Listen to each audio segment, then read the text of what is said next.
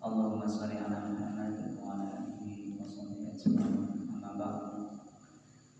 Qala ta'ala fi kitabihil karim, a'udzu billahi minasyaitonir rajim. Iqra bismi rabbikal ladzi khalaq, khalaqal insana min 'alaq, iqra wa rabbukal akram, alladzi 'allama bil qalam, 'allamal insana ma lam ya'lam. Jamaah yang dirahmati Allah Subhanahu wa taala, alhamdulillah kesempatan malam hari ini kita dapat berkumpul dalam rangka thalabul ilmi. Tadi sempat mati lampu, alhamdulillah Allah takdirkan lampunya nyala kembali sehingga pengajian pada malam hari ini bisa kita laksanakan. Salawat dan salam semoga tercurah kepada baginda Nabi Muhammad SAW, kepada keluarganya, sahabatnya, tabi'in, serta kepada seluruh umat Islam di muka bumi. Bapak Ibu sekalian, baiklah untuk kajian Umdatul Ahkam pada malam hari ini, insyaallah sekitar 30 atau 40 menit ke depan kita bersama-sama akan mendengarkan apa yang akan disampaikan oleh Ustaz kita, Ustaz Haji Bapak Haji SAK. Mari kita buka pengajian pada malam hari ini dengan bacaan basmalah bersama-sama. Bismillahirrahmanirrahim. Alhamdulillahi wa bil Islam dinan wa bi Muhammadin nabiyya wa rasulah. Rabbi zidni ilma wa rzuqni fahma. Amin. Beliau aku dan kami persilakan.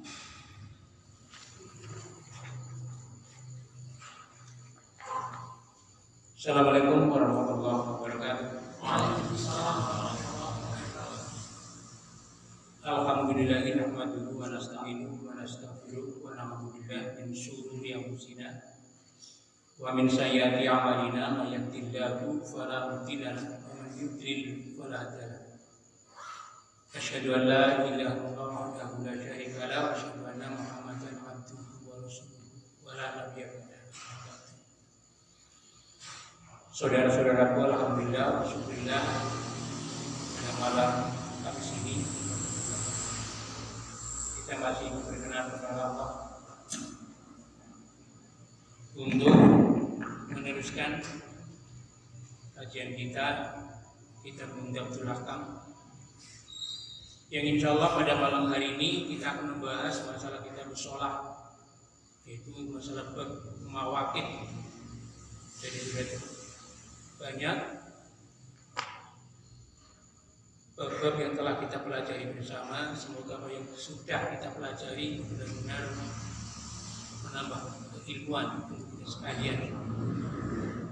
Saudara sekalian, jadi pada bab kitab shalah, babnya itu adalah bab mawaqit. Ini ada hal-hal yang perlu kita perhatikan bersama-sama. Namun sebelum kita ini adalah sampai kepada pembahasan, karena nanti di dalamnya yang masalah sholat itu ada 4 hal. Ini yang harus jadi perhatian kita sekalian. Yang pertama itu adalah yang menyangkut fi maqsudiha. Itu adalah nomor 1, masalah maqsudiha. Yang kedua kalinya fi waqtiha. Yang ketiga kalinya adalah ngala mukhafadhiha. Dan yang keempat wa fi faidatiha. Jadi yang pertama adalah fi maqsudiha, maksudnya. Dan akan kita bahas. Yang kedua kalinya adalah fi waqtiha, yang menyangkut masalah waktu-waktu sholat. Yang ketiga kalinya adalah masalah mukhafadhiha, yaitu masalah penjagaannya. Jadi sholat itu harus kita jaga supaya sholat itu adalah bisa baik dan punya pengaruh terhadap diri daripada si pelaku sholat. itu harus dijaga. Dan yang keempatnya adalah tentang faidatiha. Faidah sholat itu apa? Dan di sini itu adalah para ulama itu pernah atau ada itu yang memberikan semacam definisi. Jadi yang namanya sholat itu adalah al-amalu muftatahatun bitakbir wa muhtamatun bitaslim wa itu maksud sholat. Ini adalah pengertian daripada sholat, pengertian sholat. Jadi al-amalu muftatahatun bitakbir wa muhtamatun bitaslim wa itu maksusatin. Jadi yang namanya sholat itu adalah al-amalu, suatu amalan. Amalan yang muftatahatun, yang dibuka. Muftatahatun itu artinya dibuka. Fataha yaftahu, dibuka. Dibuka dengan takbir, wa muhtamatun, dan diakhiri atau ditutup dengan salam, dengan syarat-syarat yang telah ditentukan.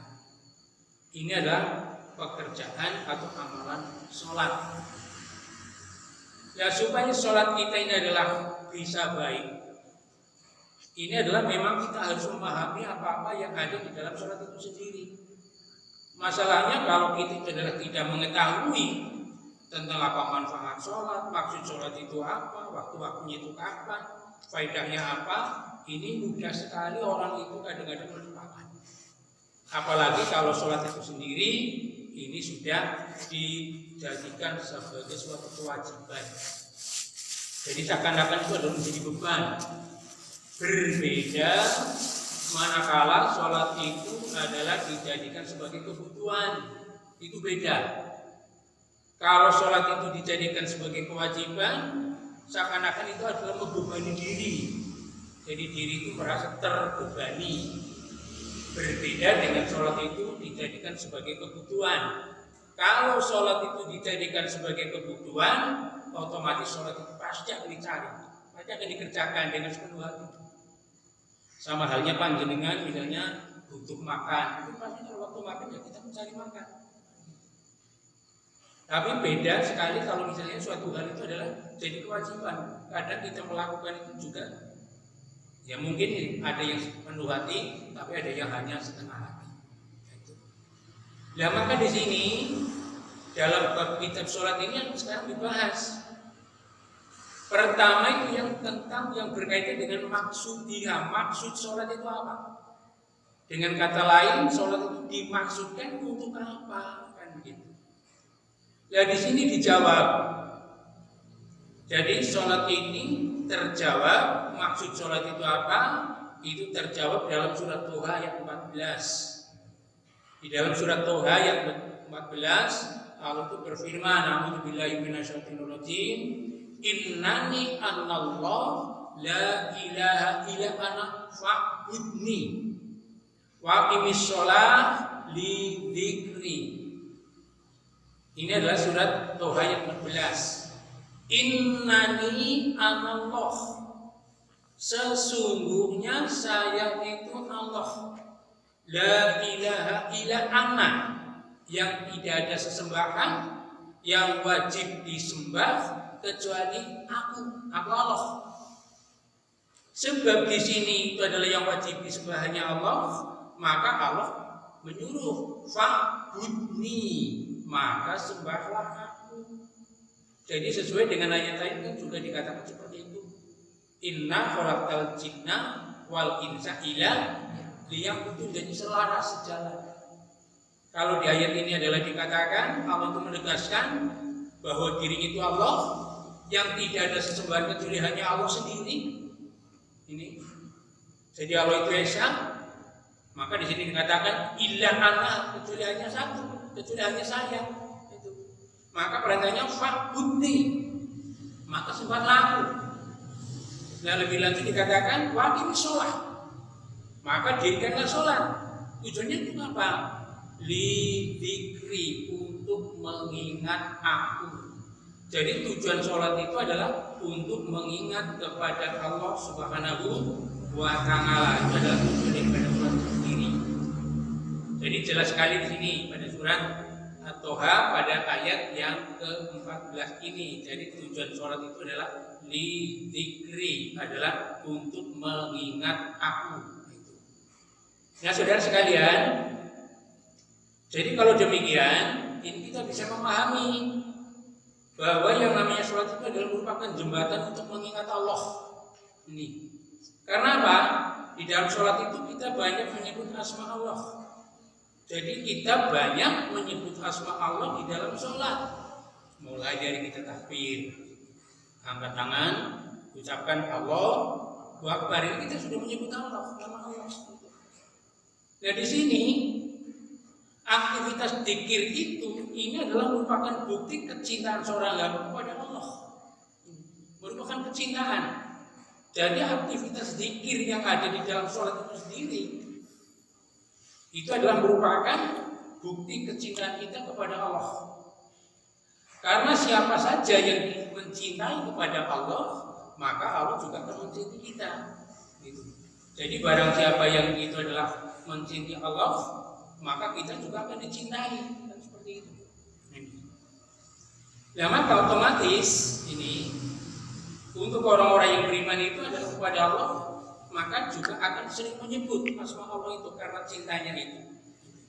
Apalagi ditambah dengan kita semakin mendalami ilmunya, maka kita juga akan semakin pula keimanan itu adalah bertambah.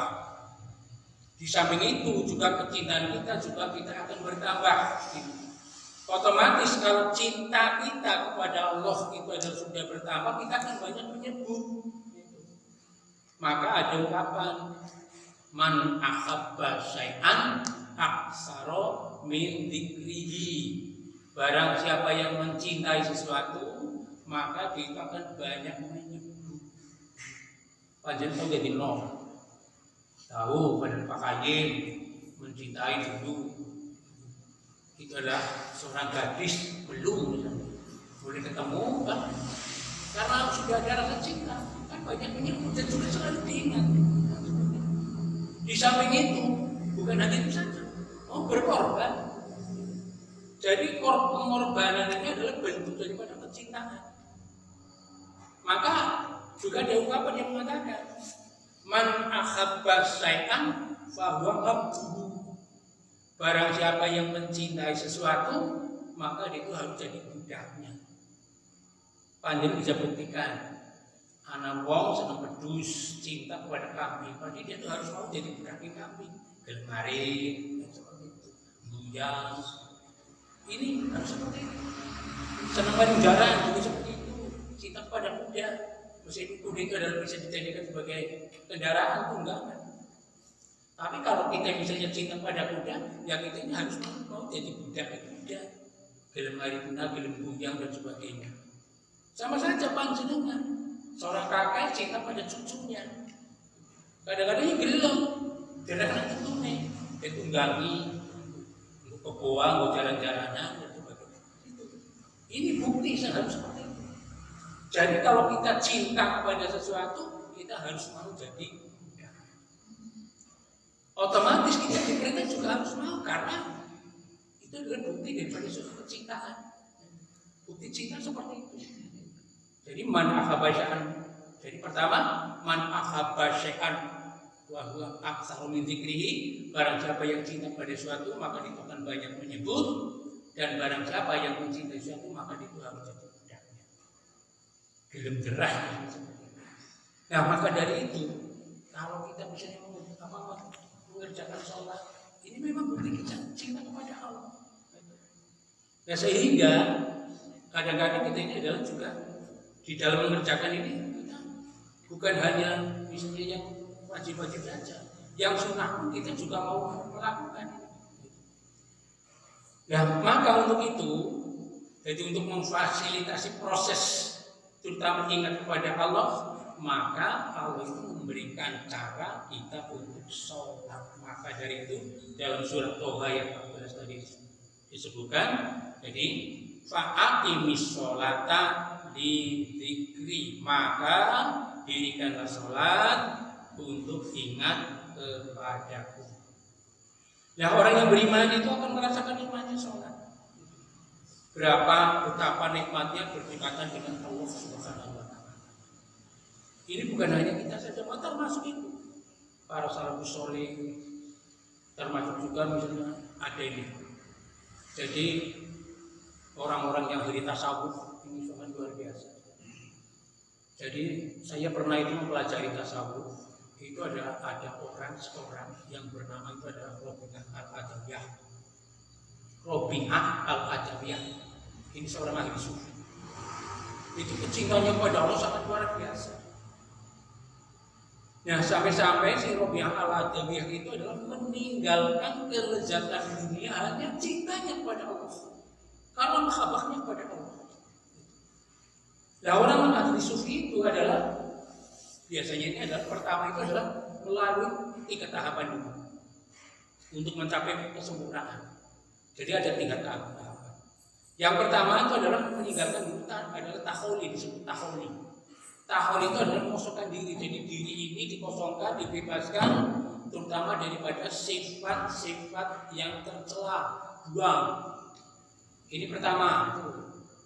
Jadi kalau orang-orang ahli sufi, tasawuf adalah untuk mencapai kesempurnaan, ini adalah melalui tahapan-tahapan.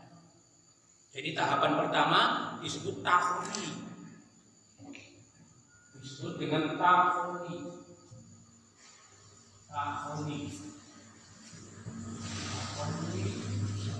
Ini artinya adalah dari kata-kata sholat.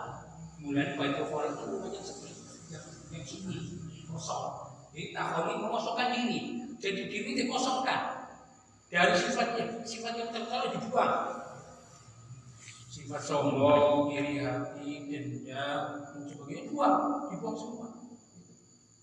Kalau ini adalah sudah kosong, hati ini sudah kosong dari sifat-sifat yang tercela, maka tinggal yang kedua kalinya, yaitu dengan tingkatan yang kedua disebut tahati. Tahati itu penghiasan, menghiasi diri dengan sifat-sifat terpuji, pemaaf, santun. Dia itu adalah menjadi orang yang suka bercerna, dia itu menjadi orang yang lemah. Dia itu adalah tidak punya orang yang takut, dia itu sopan dan selalu taat terhadap siapa saja, menghormati kepada siapa saja, dan tidak pernah itu adalah congkak sombong dan sebagainya. Ini yang kedua. Terus yang ketiga kali kalau taholi adalah tahali sudah, tinggal nanti yang ketiganya tajam. Tajam ini itu adalah nanti akan bisa mengenal Allah dengan hatinya. Jadi tingkatnya seperti ini. Pertama itu adalah taholi, dirinya itu adalah dikosongkan dari sifat-sifat yang tercela, semua dibersihkan. Sifat sombong, dendam, iri hati dan sebagainya ini adalah dibuang. Setelah ini adalah hatinya adalah kosong, bersih, katakanlah dari hal-hal yang tercela itu, maka hanya tinggal yang kedua, tahali. Tahali itu khilnya kan biasa, tahali jadi dihiasi. Dirinya itu dihiasi dengan perbuatan-perbuatan yang terpuji. Jadi hal-hal yang tercela dibuang semua. Ini sama saja ini kalau dalam bahasa seperti katakan biru, kata-kata biru. Jadi kata-kata biru. Jadi biru ini artinya adalah kebaikan yang muncul setelah buruknya hilang. Jadi keburukannya adalah hilang, tenggelam, yang muncul kebaikannya itu namanya biru. Jadi saya ulang kembali.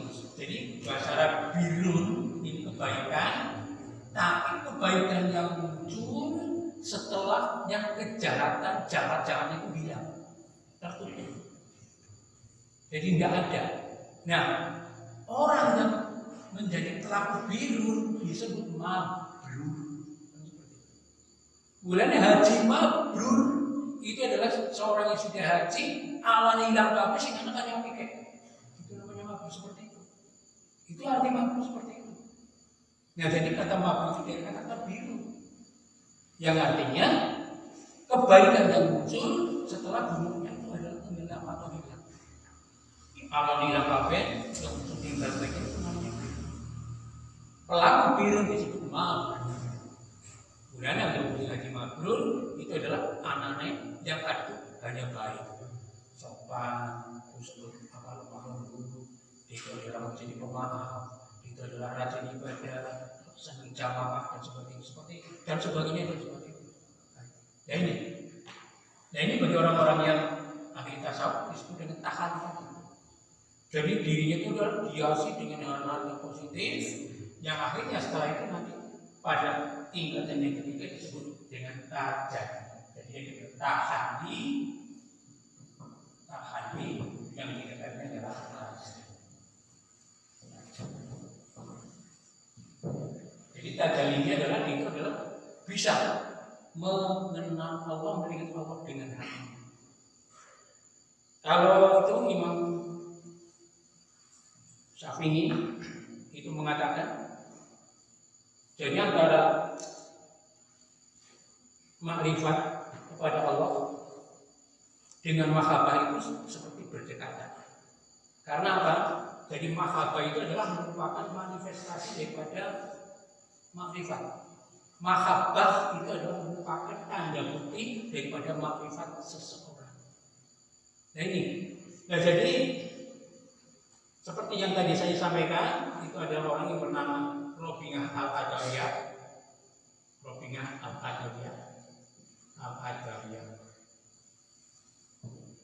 Ini adalah lahir pada tahun 95 Hijriah, meninggal pada tahun 185 Hijriah. Jadi umurnya berapa tahun? 95. Ini di Basra. Dia itu sangat luar biasa ini. Jadi mahabbahnya kepada Allah sampai dikatakan bahwa orang yang pertama kali mengajarkan yang namanya mahabbah itu dia Robingah Al-Adawiyah. Dia itu adalah sangat luar biasa. Kecintaannya kepada Allah luar biasa. Sampai-sampai dia itu adalah meninggalkan kelezatan dunia. Dia nikah akhirnya dia sampai meninggal dunia itu masih kondisi gadis. Karena Allah khawatir anggap dua suami akan beribadah malam hari diganggu. Jadi meninggalkan ini kelezatan dunia ditinggal. Sangat luar biasa. Si Robingah Al-Adawiyah. Itu kecintaan kepada Allah sangat luar biasa. Sampai-sampai si Robingah Al-Adawiyah itu adalah mengarang semacam puisi. Jadi puisinya banyak. Sampai mengatakan demikian. Illahi ahraqni fi hubbika hatta yasholani syai'un nangka. Ilahi ahraqni fi hubbika. Ya Allah, tenggelamkan aku di dalam aku mencintaimu. Nah ini jadi Robingah ini adalah sangat cintanya kepada Allah sampai-sampai memohon kepada Allah supaya ditenggelamkan, tapi ditenggelamkan dalam masalah kecintaan kepada Allah, mahabbah kepada Allah. Memohon pada Allah. Jadi kelezatan dunia ditinggal. Kalau malam hari itu adalah hanya yang ada itu hanya mirip dikit kepada Allah. Jadi benar-benar ini apa yang disebut dalam surat tadi ayat 40 benar ini. Akhir sholat fitrinya ini sudah dilaksanakan. Karena apa? Jadi waktunya ini hanya dihabiskan malam hari itu adalah hanya untuk bermunajat kepada Allah, dekat kepada Allah, untuk mendekat kepada Allah, untuk taat kepada Allah. Sampai mengatakan Ilahi ahraqni fi hubbika hatta la yasholani syai'un nangka. Sehingga tidak ada sesuatu pun yang akan menjadikan aku lupa kepadamu. Nah ini. Jadi kalau sesuatu itu sudah masuk ke dalam hati, pasti yang lain itu adalah tidak akan menjadi pengganggu. Dia nggak apa-apa orang ngantem sih kelalen dengan jenderal. Panjenengan diundang misalnya, undang. Orang makan, karena orang mengerti. Nah sebab orang mengerti berarti kamu berdua. Sholat juga demikian. Mana kalau sholat itu adalah tidak di hati, kadang-kadang ya senangnya yang mengkoding dan sebagainya. Tapi lain dengan sholat itu di hati. Sebelum sholat, dia sudah siap-siap. sedalamani jamaah, sedalamani adalah waktu zuhur, sedalamani waktu maghrib, sedalamani waktu isya dan sebagainya. Ini kalau sudah adalah ada di dalam. Maka Rabbi Allah tadi mengatakan seperti itu, al-Qur'annya ilahi wa rabbi fi khutika. Hatta la yasbolani syai'un ngamka. Sehingga tidak ada sesuatu pun yang menjadikan aku lupa kepadamu. Jadi malam harinya digunakan untuk takwa kepada Allah. Maka di dalam puisi selanjutnya Rabbi itu mengatakan ilahi anaratin wujud, ya Allah, ilahi wahai Tuhan, anaratin wujud, bintang-bintang sudah gemerlapan. Berarti kan sudah malam hari. Warna matil muyur, mata sudah pada terpejam. Pada turu, bagi pada turu, pada ngoro, menikmati mimpi indah, tapi Rabbi Allah adalah sedang berzikir kepada. Kemudian di dalam puisi dikatakan seperti itu. Ilahi pertama itu adalah supaya ditimbulkan dalam kecintaan, supaya tidak pernah lupa kepada ingat kepada Allah, dan yang kedua kalinya ilahi anaratin wujud. Wahai Tuhan, bintang-bintang telah gemerlap, warna matil wujud, dan mata sudah pada. Wahulatul muluk abwabaha, pintu-pintu istana sudah tertutup, pintu gerbang istana sudah tertutup. Nah terus lagi dikatakan sampai-sampai Rabbi Allah juga mengatakan wa khalaqul habibin bi habibin, dan telah menyendiri para pecinta dengan yang dicintai. Tapi Rabbi mengatakan hadza maqami yadai, inilah gerangan diriku yang ada di depan.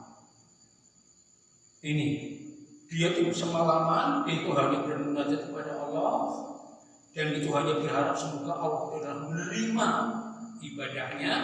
Makanya Rabbi Allah lebih lanjut di dalam puisi itu mengatakan ilahi qad laila qad hadzal lail qad adbar, wahai Tuhanku, hadzal lail, malam ini qad adbar telah akan hilang, akan berlangsung, akan berakhir. Ilahi hadzal lail qad adbar, wahai Tuhanku, malam semakin larut. Wa hadzal nahar qad adbar qad aswar, sedangkan siang akan menjelang. Bismillah. Maka si Rabbi itu sendiri itu adalah dalam hati ada rasa khawatir. Jangan-jangan ibadah saya semalam kepada Allah itu adalah tidak diterima. Maka Rabbi mengatakan fa'alaika syakri, bagaimana gerangan diri. Aku balta minni lailata fa'ahna, apakah gerangan amalku semalam kau terima ya Allah? Fa'ahna, sehingga saya itu adalah berbahagia. Amrodata, apakah kau tolak? Fa'azza, sehingga saya itu adalah merasa sedih. Tapi selebihnya itu adalah sendiri, itu adalah dalam diri itu adalah punya sembunyi sangat luar biasa. Fawamizzatika, demi keagungan. Hadza jawab, inilah semboyan. Ma'ahyatani wa manika, selama aku masih hidup dan selama kau masih memberikan aku pertolongan, lau turita minni, meski dengan babika, meski kau usir aku dari depan pintu, ma baristu, dengan saya tidak akan beranjak. Lama wakona fi qalbi min mahabbati, karena di dalam diriku sudah terlanjur jatuh cinta kepada. Inilah kata-kata daripada Allah yang sangat luar biasa. Jadi puisi itu banyak sekali. Kalau kalian itu sudah pernah belajar tasawuf, pasti akan menangis ungkapan-ungkapan yang macam itu. Yang pas saya itu ada di hafal. Iya dia. Jadi Rabbi Allah itu sangat luar biasa. Nah ini, jadi yang pertama itu adalah maksud daripada salat itu sendiri jelas di sini, seperti yang tercantum dalam surat Toha ayat 14, itu adalah wa aqimis sholata li zikri, dan dirikanlah sholat adalah untuk zikir, untuk ingat kepada. Ini yang pertama. Nah, jadi kita sekarang sudah paham bahwa apa gunanya sholat yang kita kerjakan. Sholat itu dimaksudkan adalah untuk zikir kepada Allah, untuk ingat kepada Allah. Yang kedua kalinya, wafi waktiha. Nah ini, jadi Allah itu sangat luar biasa, bijaknya kepada kita. Bahwa nanti kita umatnya, katakan yang diberi tugas atau kewajiban untuk menjalankan sholat itu merasa berat atau keberatan, sehingga Allah sendiri itu adalah sudah membuat waktunya. Maka di sini Allah itu adalah berfirman dalam surat Hud ayat 114. Kalau dalam buku dikatakan 115, yang benar 115. Jadi dalam surat Hud ayat 114 ini yang menyebut masalah waktu. Wa aqimis shalah tarafayn nahar wa zulfan minal lail. Wa aqimis shalah, dan dirikanlah sholat tarafayn nahar, pada ujung tepi daripada siang, dua tepi daripada siang. Maksudnya dua tepi daripada siang itu pagi dan sore tepi. Jadi di sini Allah itu menyuruh dirikanlah sholat pada dua tepi daripada siang. Dua tepi dari siang maksudnya adalah esok atau sore. Wa zulufan, dan permulaan awal daripada malam, berarti waktu maghrib. Otomatis salam sama isanya. Nah, jadi sini jelas ini yang menyebut masalah waktu. Aqimis sholat tarafayn nahar, maka dirikanlah sholat pada kedua ujung daripada siang, itu adalah siang, pagi dan sore, dan permulaan daripada malam. Nah, kalau begitu untuk yang awal siangnya itu dulunya gimana? Ya otomatis ini sudah terbawa. Sama saja misalnya sikit berjalan dari Purbalingga bagian timur, nanti berhenti pada bagian paling barat, otomatis kan tengah-tengah. Tengah orang gabah. Bukan seperti itu. Meskipun di sini tidak dikatakan, ya otomatis yang sholatnya pada waktu siang hari ini sudah termasuk. Karena di sini Allah menyebutkan tarafayn nahar, pada dua tepi daripada siang, pagi dan sore. Otomatis sholat yang dikerjakan pada siang hari yaitu sholat zuhur, ya otomatis itu juga termasuk diperintahkan kan gitu. Ini. Jadi ini jelas di sini menunjukkan bahwa sholat itu adalah ada waktunya atau di waktu-waktu. Nah, terus yang kedua kalinya ini yang menjelaskan masalah waktu ini pada surat An-Nisa ayat yang ke-103. Inna sholata kanat ngalal mu'minina kitabam mawquta. Ini sesungguhnya sholat itu adalah kewajiban bagi seorang mukmin yang sudah di waktu-waktu seperti itu. Nah, saya itu mencari pada kitab Bulughul Maram. Jadi di sini ada sebutkan begini. Ini masalah bab mawaqit. Saya mencari pada kitab Bulughul Maram tentang masalah bab mawaqit, masalah waktu sholat. Ini jelas sekali nih. Di sini ada hadis dari riwayat Bukhari Muslim. Jadi Abdillah bin Umar radhiyallahu anhu, anak Nabi sallallahu alaihi wasallam qala. Ini yang menjelaskan masalah waktu. Dari Abdullah bin Umar radhiyallahu anhu, anak Nabi, sesungguhnya Nabi sallallahu alaihi wasallam qala bersabda, waktu zuhri idza zalatis syamsu. Ini dalam hadis dikatakan seperti itu. Waktu zuhri idza zalatis syamsu, waktu zuhur idza ketika zalat itu tergelincir syamsu matahari. Jadi jelas. Jadi waktu zuhur itu adalah ketika dimulai dari tergelincirnya matahari. Dan sampai kapan? wa kana dinur rajulu katulihi malam yahduril mas. Dan sampai bayang-bayang seseorang katulihi seperti panjang tubuhnya, sama dengan panjang tubuhnya. Ini waktu zuhur. Dalam kitab Bulughul Maram seperti itu. Malam yahduril masru, dan sebelum waktu asar itu datang.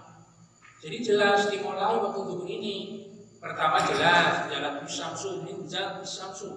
Idza jalan syamsu, manakala matahari tergelincir, wa kana dhillu rajul, dan sampai dhillu itu bayangan, rajul itu adalah seseorang, seperti tulihi panjang daripada orang tersebut, malam sampai sebelum yahdur datang al-masru waktu asar. Dan terus waktu asar kapan? Waktu ngasih malam tasfarus syamsu. Waktu ngasar ini sebelum matahari kuning, Jadi waktu asar selama matahari cahayanya belum kuning. Jadi yang waktu asar waktunya apa? Waktunya sudah menguning. Waktu kuning ini berarti sudah waktu yang diharamkan. Terus waktu sholatul maghrib malam yaghibu syafaq. Malam yaghib syafaq. Waktu sholatul maghrib, sholat maghrib malam yaghibu syafaq itu adalah selama syafaq itu belum hilang. Syafaq itu mega merah. Jadi yang mega merah itu adalah masih, berarti waktu maghrib itu adalah masih bisa untuk dilaksanakan. Atau sebelum selama mega merah itu adalah masih ada, berarti waktu maghrib itu adalah masih ada, masih tersedia. Terusnya lagi waktu sholatul isya hingga nisful laili awsat. Sedangkan waktu sholat isya hingga pertengahan malam. Ini ada dalam kitab Bulughul Maram dikatakan seperti itu. Waktu sholatul isya ila nisfi, sampai pertengahan lailul awsat, jadi sampai pertengahan malam. Waktu sholat subuh min tulungil fajri malam tatlu syamsu. Sedangkan sholat subuh itu adalah mulai dari terbitnya fajar sebelum terbitnya matahari. Rawahu Muslim. Jadi hadis ini adalah hadis riwayat Muslim. Jadi sini jelas apa yang dikatakan dalam Al-Quran tadi, bahwa sholat itu ada waktu-waktunya. Pertama tersebut dalam surat Hud ayat 115, waqimis sholata tarafayn nahar wa zulfa minal lail. Satu. Yang kedua kalinya dalam surat Nisa ayat 103, inna sholata kanat 'alal mu'minina kitaban mawquta. Waktunya sudah habis, mungkin sampai itu saja. Marilah kita tutup pertemuan pada malam hari ini dengan doa kafaratul majlis. Subhanakallahumma wa bihamdika asyhadu an la ilaha illa anta astaghfiruka wa atubu ilaik. Akhirul kalam billahi taufiq wal hidayah. Assalamualaikum warahmatullahi wabarakatuh. Waalaikumsalam.